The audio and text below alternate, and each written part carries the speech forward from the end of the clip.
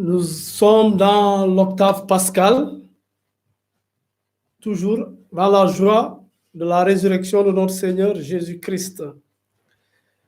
On a déjà eu 2 topos sur la résurrection. Aussi une manière de montrer que c'est l'événement central, la centralité vraiment de notre foi. Tout repose sur la mort-résurrection de Jésus-Christ, notre Seigneur, notre Maître. Après sa résurrection, Jésus s'est manifesté à Marie-Madeleine, nous le savons, s'est manifesté aux autres apôtres, à Pierre, à bien d'autres, aux disciples d'Emmaüs. Beaucoup de personnes, et les nouvelles circulaient. Les uns et les autres rapportaient ce qu'ils ont vu, l'expérience qu'ils ont pu avoir avec le ressuscité de Pâques. Il va rester avec eux pendant 40 jours, nous dit. Luc nous disent les actes des apôtres. Il va rester avec les apôtres, va continuer à les instruire, à leur rappeler tout ce qu'il avait pu leur dire, pour montrer que cela était dit par les prophètes dans les Écritures et cela s'est réalisé. Maintenant, il va les préparer à cette autre étape. Il va partir, il va retourner vers son Père à une autre forme de sa présence qu'ils vont devoir supporter, qu'ils devront pouvoir vivre. Il donne rendez-vous à ses apôtres à Béthanie, nous dit Luc, que c'est à Béthanie. Certainement pas Béthanie, là où habitaient Lazare, Marie et Marthe. On pense que c'est Béthanie de-delà du Jourdain. Il va s'entretenir avec ses amis, ses apôtres, et à un moment donné, il va s'élever dans une nuée, nous disent les Écritures. Il va monter au ciel, il va disparaître à leurs yeux. Dans l'Ancien Testament, il y a eu quelques prophètes qui ont bénéficié plus ou moins de cette montée au ciel. On nous parle du prophète Élie dans 2 Rois 2, les versets 1 à 15. On nous dit que Élie a été emporté dans un char de feu. Il est monté dans un char de feu. Il a disparu. Il était avec son disciple Élisée, qui a pu bénéficier après des pouvoirs du prophète Élie. 40 jours que Jésus a pris pour enseigner. Ça évoque un peu aussi le nombre 40 revient très souvent dans la Bible. 40 ans au désert, 40 jours que Moïse est monté au Sinaï, s'entretenir avec Dieu, 40 jours que Jésus a vécu au désert où il a été tenté. Donc, est symbolique, est-ce que c'est dans ce sens-là que ça a été... Peu importe, toujours est-il que Jésus ressuscité va avoir une autre forme de présence avec ses apôtres, il va les préparer. Et quand il va partir, avant de partir du moins, il va leur promettre de leur envoyer le consolateur, l'esprit consolateur. Rappelez-vous, il a dit à Pierre et aux autres apôtres, c'est de votre intérêt que je m'en aille. Si je ne pars pas, vous n'allez pas recevoir la force d'en haut que je vais vous envoyer d'auprès du Père. Jésus prépare tout pour ne pas laisser ses apôtres, ses amis orphelins, mais comme je venais de le dire, il va les préparer surtout à cette autre forme de présence. Il sera plus physiquement avec eux. Il va entrer dans la gloire du Père. Il va aller s'asseoir, comme le dit l'apôtre, l'évangéliste, dans la gloire du Père. Et le livre des Actes des Apôtres nous apprend que des anges vont demander aux apôtres qui étaient là, un peu bouche bée, qui devaient se poser la question, mais ça signifie quoi tout ce qui se passe, tout ce qu'on voit là? Jésus qui disparaît. Dit, ne restez pas là, regardez là-haut, vers le ciel. Il est parti et il reviendra. Et Jésus aussi l'avait dit aux apôtres, Vous allez recevoir une force et vous serez mes témoins partout, à Jérusalem, partout où vous serez appelés à les témoigner. Oui, Jésus est monté au ciel, l'ascension. L'histoire nous apprend qu'au IVe siècle, au moins, on est sûr qu'on commençait déjà à célébrer cette ascension, cette montée de Jésus au ciel. Il est Dieu, né de Dieu. Il a vécu physiquement parmi les hommes, parmi nous. Les apôtres ont mangé et bu avec lui. Après sa mort, résurrection, ils ont refait encore cette expérience. Mais c'est avec un Jésus qui est entré dans la gloire, un corps glorifié. Et quand il va s'élever, c'est vraiment pour pouvoir envoyer l'Esprit qu'il a promis aux apôtres. L'ascension, Jésus montait au ciel. Il ne monte pas juste pour monter, mais c'est juste pour nous envoyer aussi son Esprit. C'est une présence intérieure que nous devons avoir avec Jésus.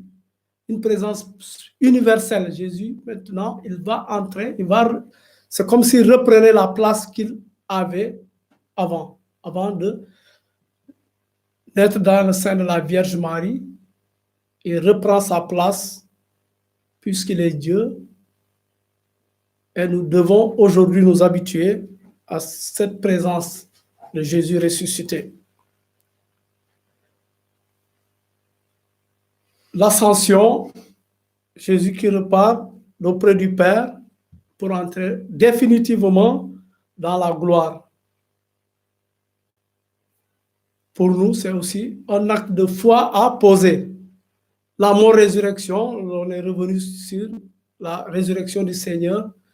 Tenter de prouver ça scientifiquement ou par d'autres, ça serait difficile, mais l'histoire nous montre, et les Saintes Écritures nous montrent également que Jésus est réellement ressuscité, mais aussi qu'il est monté au ciel. Aujourd'hui, c'est cet acte de foi aussi que nous devons poser. C'est toujours une suite logique de ce que Jésus a vécu. Et de la même manière qu'il est monté, il reviendra pour tout récapituler. Et c'est la foi que nous professons. C'est ce que les anges ont dit aux apôtres. De la même manière que vous l'avez vu s'élever au ciel, il reviendra. Mais en attendant, allez faire votre travail. C'est le même message qui nous est lancé aujourd'hui. Nous, chrétiens, nous baptisés. Jésus est monté au ciel. Après cette montée au ciel, c'est l'apôtre Paul qui va bénéficier d'une manière exceptionnelle d'une vision du Christ glorifié, du Christ exalté. Rappelez-vous, sur le chemin de Damas, les apôtres l'ont vu crucifié, ils l'ont vu après la résurrection, puisqu'il a mangé avec eux, l'évangile de ce matin, nous le rappelait, avec la pêche miraculeuse qu'ils ont eue au Tibériade. Jésus ressuscité. Et comme je le dis, c'est Paul qui aura ce privilège de voir Jésus transfiguré, Jésus glorifié sur la route de Damas pour en faire un disciple, pour en faire un témoin.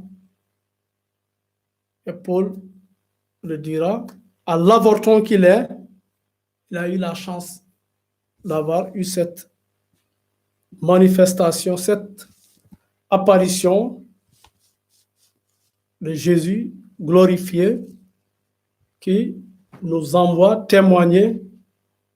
Il est monté au ciel. C'est à nous aujourd'hui de savoir que si nous acceptons, nous suivons Jésus-Christ, il nous appelle aussi, il nous amènera avec lui dans sa gloire de ressuscité. Il allait nous préparer une place, comme il le dit, et si nous acceptons de le suivre, de faire ce qu'il nous dit, nous aussi, nous allons bénéficier d'auprès du Père de cette gloire qu'il offre à tous les humains. Christ est monté, on le dit souvent, gloire à Dieu au plus haut des cieux, mais nous avons encore les pieds sur la terre. Continuons de témoigner. Ne faisons pas comme Marie-Madeleine qui voulait retenir Jésus, et Jésus lui a dit, cesse de me tenir. Je ne suis pas encore monté vers mon Père et votre Père, vers mon Dieu et votre Dieu. Va plutôt trouver mes frères et leur dire que je leur donne rendez-vous en Galilée. C'est là qu'ils me verront. Et après les avoir bien instruits, il va s'élever, il va entrer dans la gloire du Père. C'est ce que nous essayons de traduire par le mot ascension. Jésus qui monte au ciel, n'allons pas chercher dans les nuages. Il est tout simplement monté dans la gloire du Père, la gloire qu'il avait bien avant la création du monde. Alors aujourd'hui, nous sommes invités à mettre notre foi en ce Jésus pour qu'un jour, il puisse nous aussi nous élever dans cette gloire où Dieu sera tout en tous.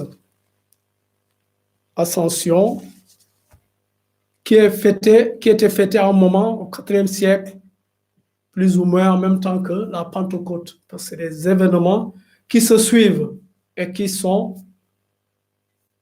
intimement liés. Jésus part, il va nous envoyer l'Esprit Saint. Nous sommes dans l'attente de cet Esprit qu'il va envoyer à la Pentecôte, qu'il a réellement envoyé et qui continue à vivifier cette Église dans laquelle nous sommes.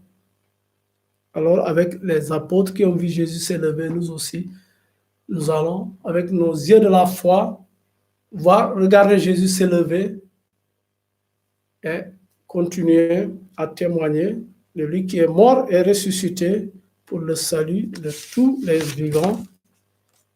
Nous allons prier pour tous ceux et celles qui ont du mal à croire, qui croient que bon, ce sont des mythes pour nous. C'est des vérités de foi. Jésus est mort, il est ressuscité. Des témoins l'ont vu, ressuscité, ils l'ont vu s'élever au ciel. Et comme ils l'ont témoigné, ils ne pouvaient pas ne pas dire ce qu'ils ont vécu. Quand Luc présentait le témoignage des apôtres, il serait aberrant de croire qu'ils aient eu à subir le martyre, qu'ils aient eu à subir tout ce qu'on a pu leur faire pour des balivernes. Ils étaient convaincus parce qu'ils ont vu Jésus mort, ils l'ont vu ressusciter, ils l'ont vu s'élever au ciel. Alors, ils ont préféré dire la vérité que de suivre ce qu'on leur demandait, dire que Jésus n'est pas ressuscité. Ils ne pouvaient pas le taire. Et l'apôtre Paul, qui a été un des derniers à qui Jésus est apparu, a essayé lui aussi de continuer sa mission. Merci pour votre écoute et demandons au Christ élevé au ciel de continuer à nous aider à marcher à sa suite. Amen.